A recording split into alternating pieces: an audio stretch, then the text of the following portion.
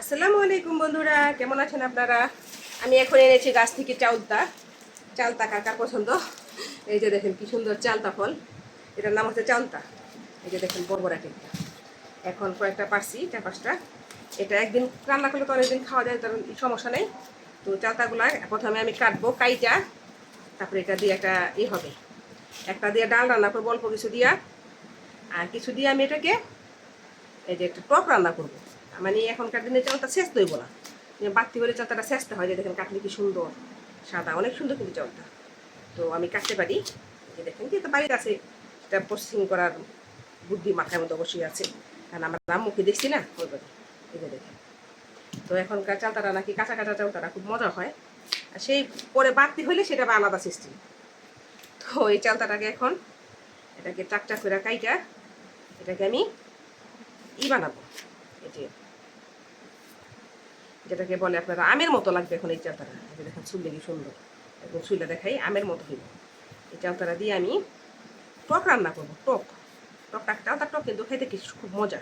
টক কেমনি রান্না করবো, তার মানে চিনি দিয়া লবণ দিয়া ঝাল দিব, জাল দিয়া সাধারণ কিছু মশলাপাতি দিব, বেশি মশলা না, তাহলে এটা টক হয়ে যাবে।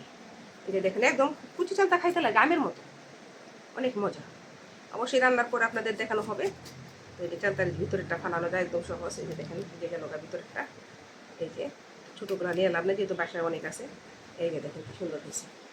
এখন এটাকে ঠিক এই মাঝখানে থেকে একটা ফালানো যায়, একটা এই আঁশ ফালানো যায়। এখন এটাকে আমি পিস পিস করে কাটবো। এই যে পিস পিস করে কাটে এটাকে আমি রান্না করবো। এই যে দেখেন ভালো করে ধুইয়া তারপর এটা রান্না করবো। এটাকে আজকে আমি টক রান্না করবো এটা দিয়ে।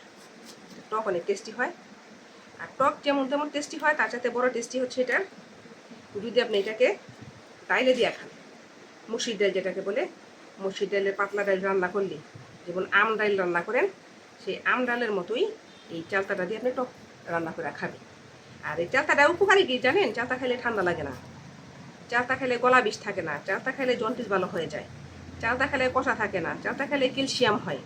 এই চালতার মধ্যে অনেক উপকরণ আছে, তো চালতা খাবেন।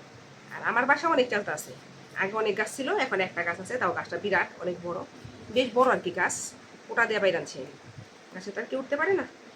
আর নিচে যেগুলো পড়ে ওগুলো আমাদের এখানকার ঋষি বাড়ির পোলাপান আসলে যদি ওরা খোঁজ পায়, বাইদা বাড়ি ঋষি বাড়ি ওরা নিয়ে যায়, ওরা খায়। তো আমি তো কাউদের মানা করি না, খাক, চালটা খেলে তার ফুরাই গেল লেগে দেখে খুব সুন্দর। তো এখন আমি এক ভুল কাটবো, কাইটা এটাকে জাল দিব।